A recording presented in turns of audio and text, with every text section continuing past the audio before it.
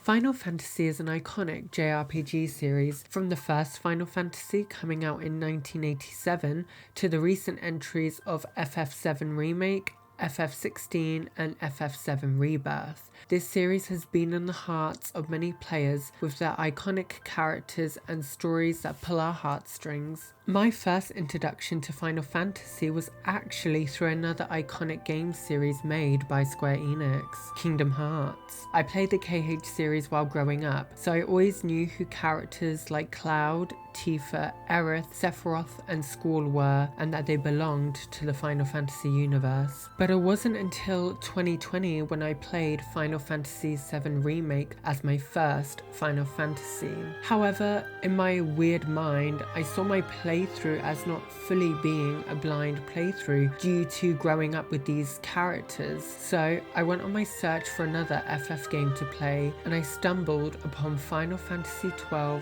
The Zodiac Age in 2021.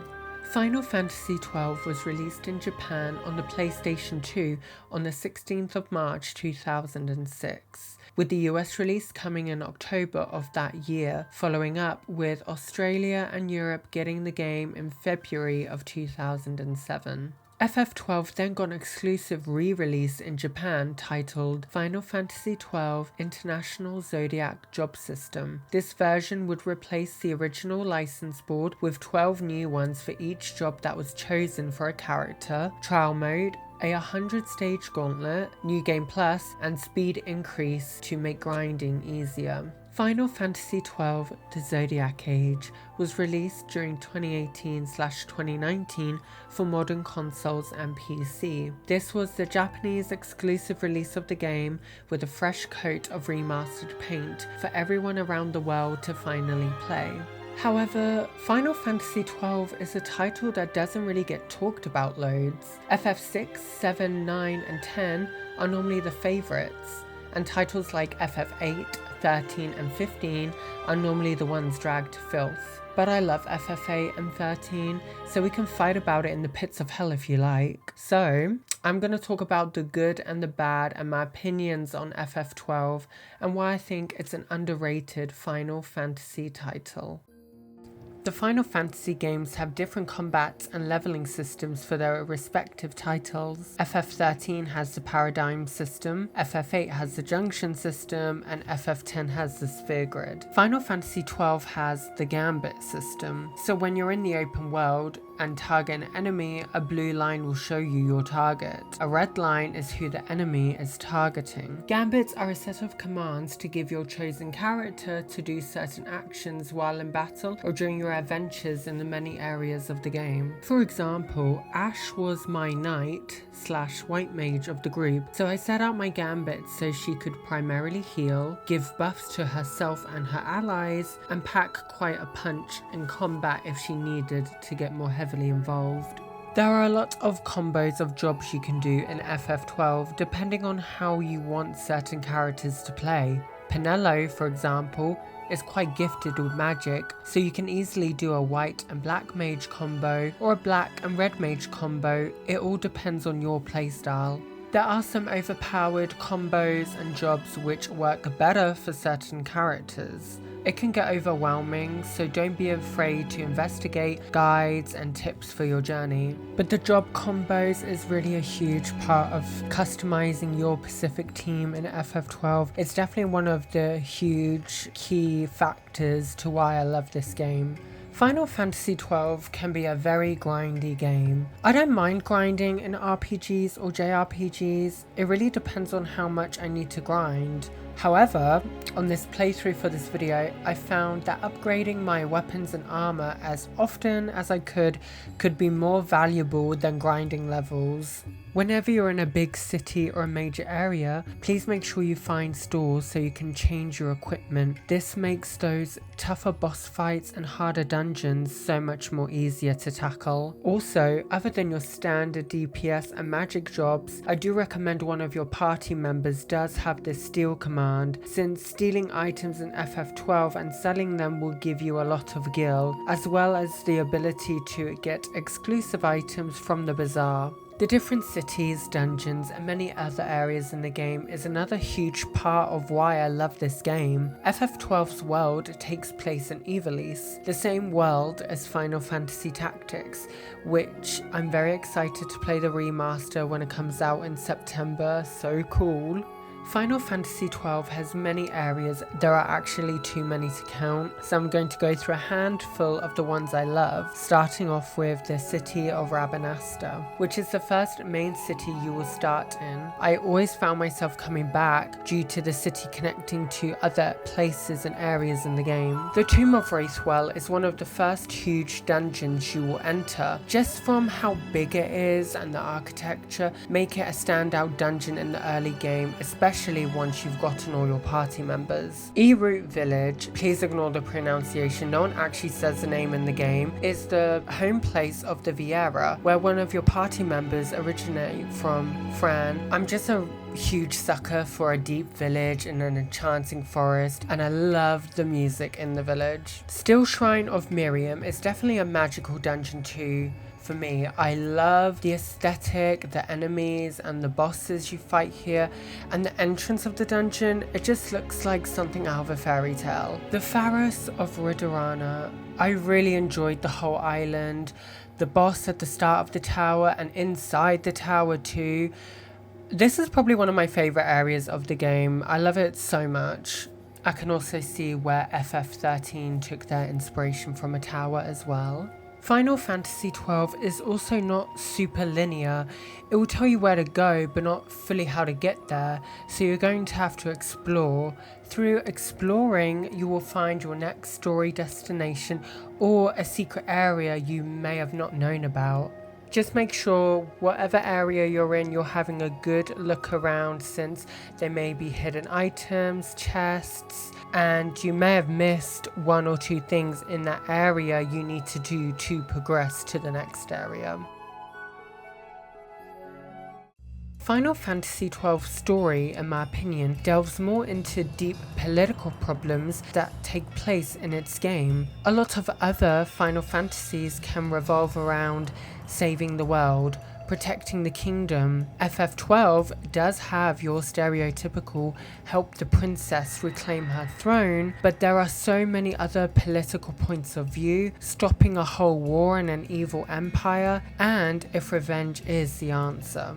It's a long story. That's the best I can sum it up with in a small way without not spoiling anything. I want you guys to play it. If I went into more deeper details, we'd probably be here for a while.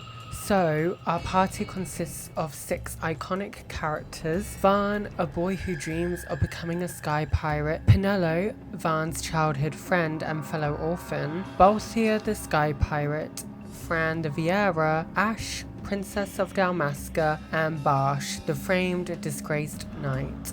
They all have their goals for why they're helping Ashe on her journey, reclaim her kingdom. Vaan just really wants to be a sky pirate. Balthier has a score to settle with his father, his crazy father, and Basch is trying to clear his name, but they're all still trying to help Ashe reclaim her kingdom. The main characters I always had in my party was Ashe, Vaan, and Basch, because these characters have the best stats in the game. Obviously, feel free, please play everyone else, but I mainly play those 3 just because they have the best stats in the game. I also personally think that Ashe, Basch, and Balthier are the main characters of FF12, but I'm going to elaborate more on that on my critiques and final thoughts. The main villains of the game are Vayne Solidor, Cid, and the judges, but mainly Vayne is the big bad.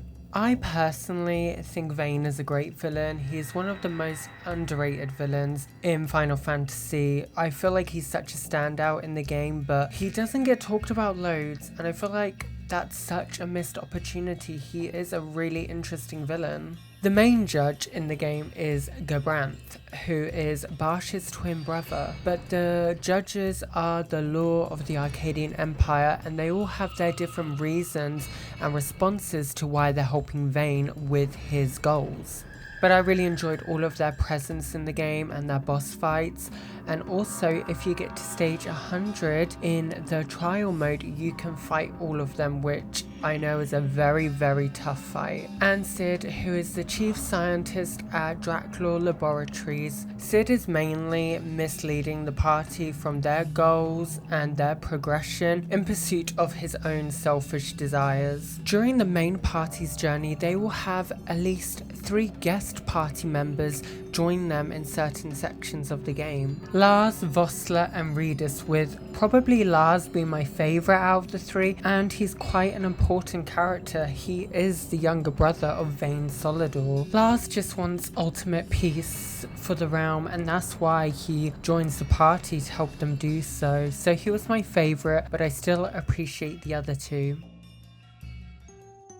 So let's talk about my final thoughts and critiques on Final Fantasy XII. Like I mentioned earlier, the world of Final Fantasy XII and Ivalice is just wonderful. I loved all the environments, all the places you got to explore. It's a huge part of the game. I also appreciated that going to stores and changing my equipment could kind of drastically change the gameplay for me. My characters, even if they were a little bit underleveled, could still pack quite a punch, which I really did appreciate if I didn't want to grind levels. For me, Final Fantasy XII is kind of one of the last Final Fantasies of this era to have that nostalgic touch to it. I feel like Final Fantasy games that came after it kind of lost that touch a little. A few things Final Fantasy XII does struggle with is its main characters. The villains are great, would not change them at all, they're amazing. But the main party, I have an issue with 2 people, and that is Vaan and Penelo. I feel like Vaan just never connected with me. I never connected with his goal to become a sky pirate. I loved his little backstory with Rex, but that's barely touched on, and it doesn't seem to be his full motive for why he's helping the party.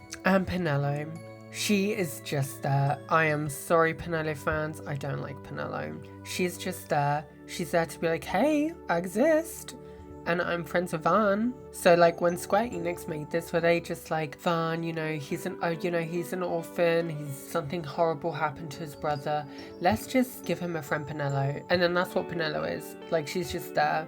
And it's sad because Vaan has really good stats and Penelo is really good at magic in like the actual gameplay, but they're just both no, I'm sorry. But if we're talking about Ash, Basch, Balthier and Fran, I love them. But all of these characters had such good, interesting motives and backstories. I personally think Ash is the main character of Final Fantasy XII. This is her story on how she's going to reclaim her birthright and how the methods she's going about it are good or bad, and I really like that. Ash is a Final Fantasy heroine that gets left in the dark, and it is really sad. She's a very interesting character. She's very complex, and I really do love that about her. Whenever I think of FF12, I always think of Ash. If you're looking for some PlayStation 2 nostalgia with a very different FF story, great customizationables, mostly decent characters except for 2 that I mentioned earlier, I definitely think you're in for a treat, and hopefully you will enjoy this title, and hopefully I've shed some light on this underrated gem that is Final Fantasy XII. Thank you so much for watching. That is also a photo of me with a sealed version of FF12. I had so much fun making this. I have much more content ideas in my mind ready to be put into a video, so stay tuned for more, and thank you so much.